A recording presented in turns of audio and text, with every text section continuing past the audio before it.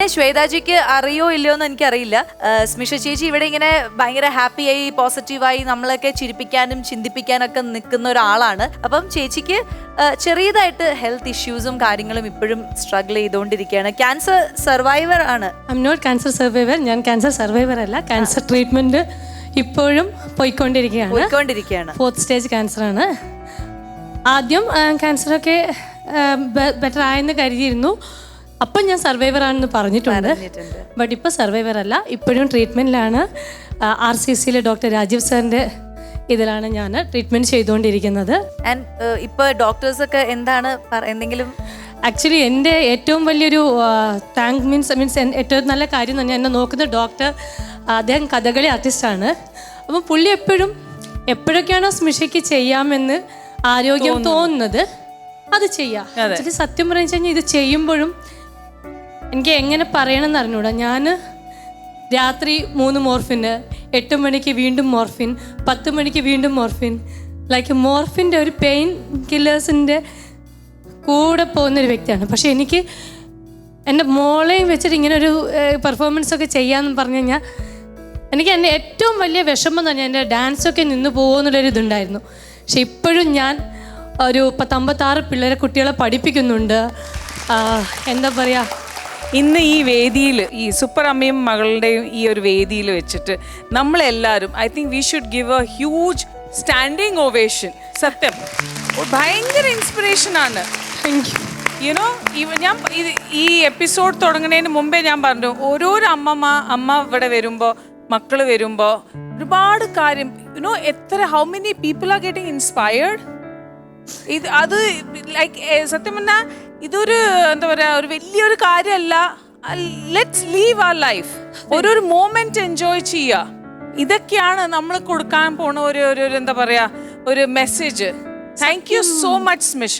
Actually സത്യത്തിൽ എൻ്റെ അടുത്ത് എല്ലാവരും പറയും, ഈ വയ്യെങ്കിൽ വീട്ടിൽ അടങ്ങിയിരുന്നൂടെ. എന്തിന് സത്യം. അപ്പം ഇപ്പൊ തന്നെ വീട്ടിൽ തന്നെയാണെങ്കിലും അവർക്കൊക്കെ എൻ്റെ അടുത്തുള്ള സ്നേഹം കൊണ്ടാണ് പറയുന്നത്, അത് ചെയ്യരുത്, ഇത് ചെയ്യരുത്.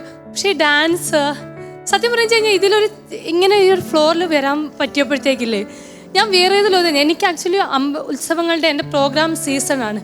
എങ്കിലും ഞാനും മോളും ഇതിനു വേണ്ടി ടൈം കണ്ടെത്തി പ്രാക്ടീസ് ചെയ്തു. ഞാൻ വിചാരിച്ചു എത്രത്തോളം ഡിഫറെൻ്റ് ആയിട്ടുള്ള കാര്യങ്ങൾ എടുക്കണം, അത്രത്തോളം ഡിഫറെൻ്റ് ആയിട്ട് ഞങ്ങൾ അത്രയും ഹാർഡ് വർക്ക് ചെയ്യുമ്പോഴും ഞാനിങ്ങനെ, എൻ്റെ മോനുണ്ട് അനന്തുവും സേതു ഒക്കെ. Ananthu and Sethu, please come. Hi Ananthu, hi Sethu. എനിക്ക് കാലൊക്കെ വേദനിക്കുമ്പോൾ എന്നെ മസാജ് ചെയ്യുകയും എൻ്റെ ഇവരാണ് മീൻസ് അത് തന്നെയാണ് എൻ്റെ ലക്കും. അല്ല ഒന്ന് യുനോ സ്മിഷ,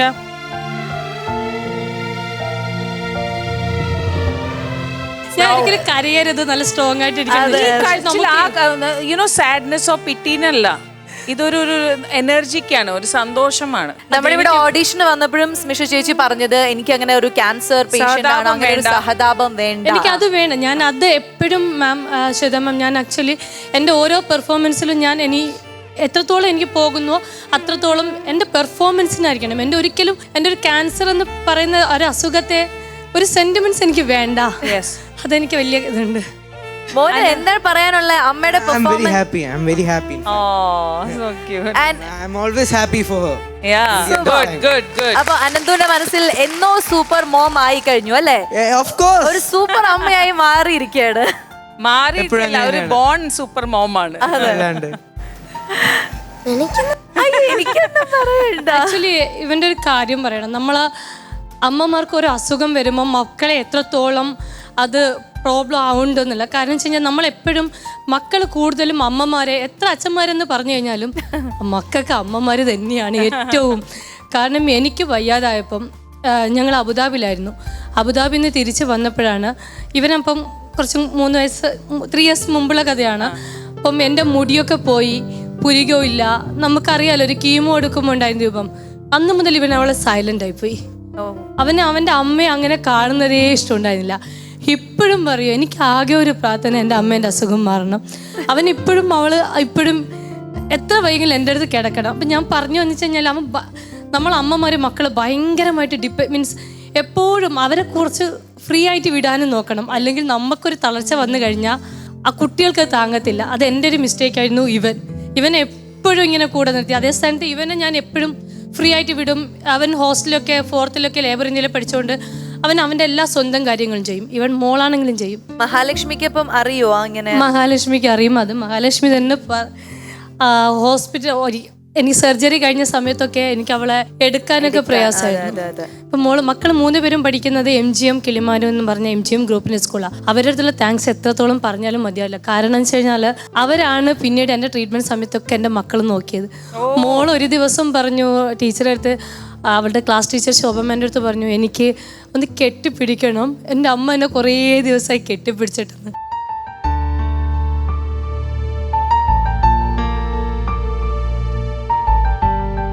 എൻ്റെ മാമാണ് അവളെ കുറച്ച് കെട്ടിപ്പിടിച്ചെന്നൊക്കെ അവൾ പറയാറുണ്ട്.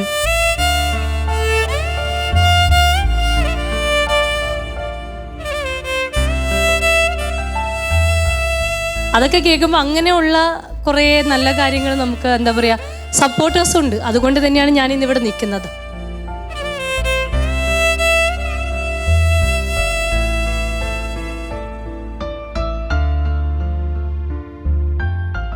എന്താ പറയാ, നമ്മളാണ് ജയിക്കണോ തോക്കണോ എന്ന് തീരുമാനിക്കുന്നത് എന്നാണ് സ്മിഷ ചേച്ചിയുടെ ലൈഫിൽ നിന്ന് എനിക്ക് മനസ്സിലായത്.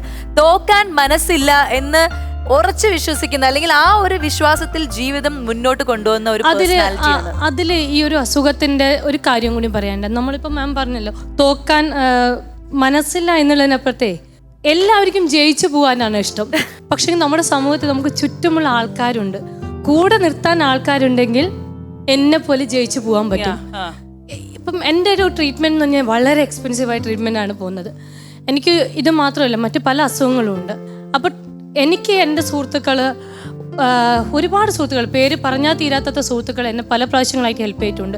അതുകൊണ്ട് എൻ്റെ മരുന്ന് മുന്നോട്ട് പോയിട്ടുണ്ട്. ഇപ്പോൾ എൻ്റെ മരുന്ന് സ്റ്റോപ്പായിട്ടുണ്ട് ഇതേ സാമ്പത്തിക പ്രശ്നങ്ങൾ കാരണം. ഞാൻ RCCയിൽ കാണുന്ന പല പേഷ്യൻസിനും അവർക്കും ജയിച്ചു പോകണമെന്നുണ്ട്. ചെറിയ എന്നെക്കാട്ടിനും ഏജ് പോലെ ജയിച്ചു പോകണമെന്നുണ്ട്. പക്ഷെ അവർക്ക് നിവൃത്തിയില്ലാത്തവരെന്താണ്, അവർ RCCയിൽ നിന്ന് കിട്ടുന്ന ഓക്കെ ഡോക്ടർ പറയുന്ന ഏതെങ്കിലും മരുന്നും വാങ്ങിച്ച് പെയിൻ കില്ലേഴ്സും വാങ്ങിച്ച് പോകും.